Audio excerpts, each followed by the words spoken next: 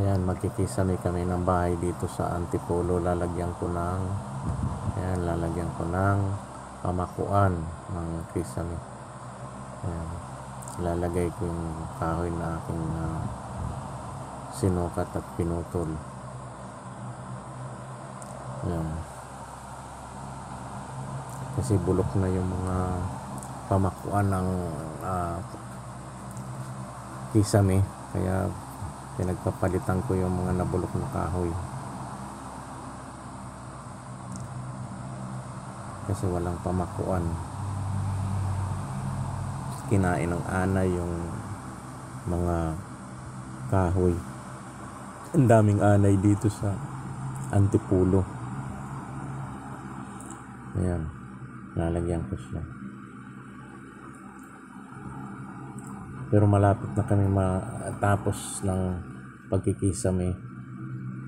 Ayan na lang yung mga gilid na lang lalagyan ng kisame.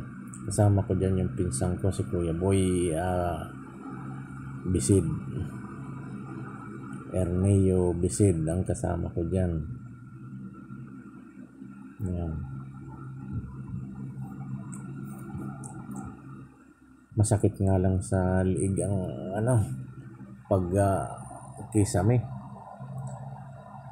Maghapon kang nakatingala sa ceiling, kaya masakit sa liig. Ayan. Sinisipat ko kung okay na ba yung level. Kasi wala kaming level hose kaya sipat-sipat lang.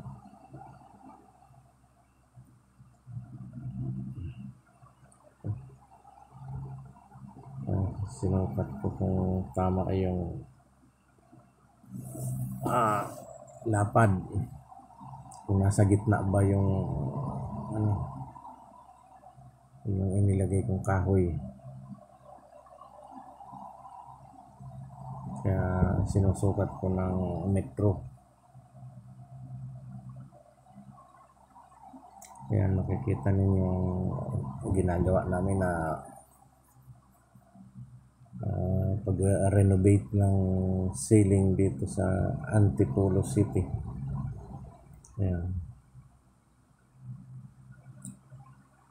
Mahirap pag-renovate.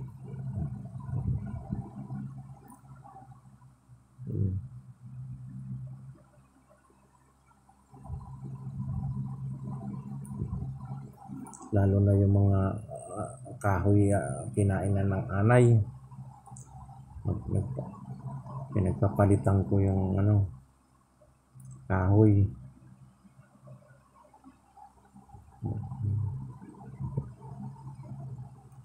Sinukat kung tama na.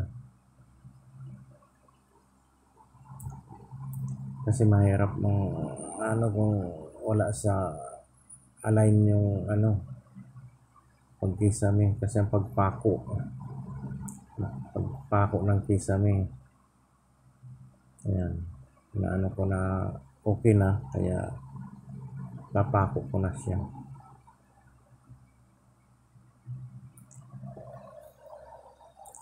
Pinapako ko na yung aking pinutol na kahoy.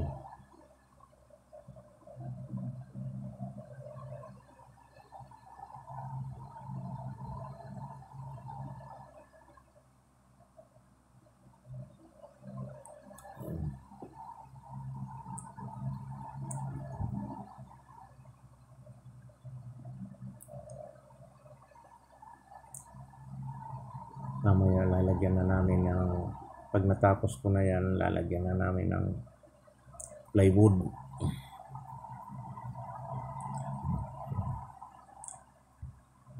.316 ang kapal ng plywood yan na ikikisame namin.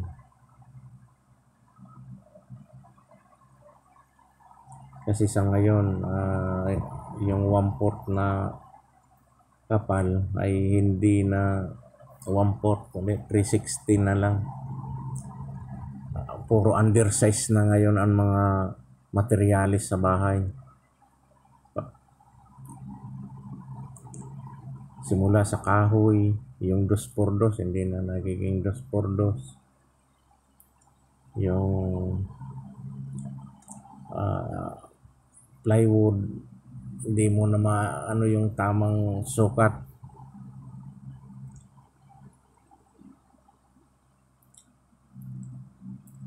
Kaya sinipat ko na naman, kaya ako bumaba.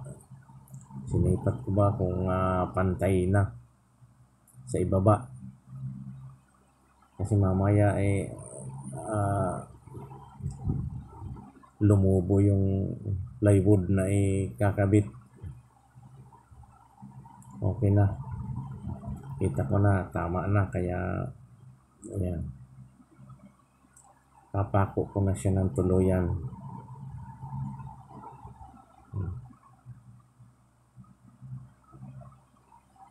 Napakasakit sa liig ang magtrabaho ng ceiling.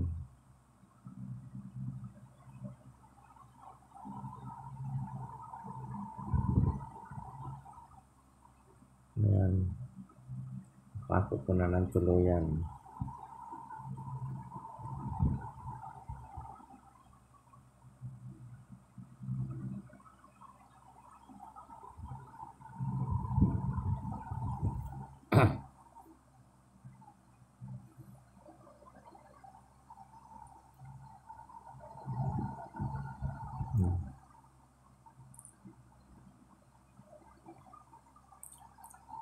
Minsan mga pako na ngayon, pag pinako mo, lambot, madaling mabaluktot.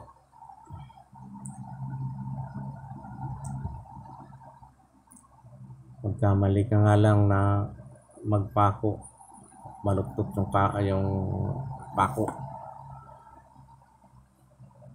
Ayan, pinalagari ko, kaya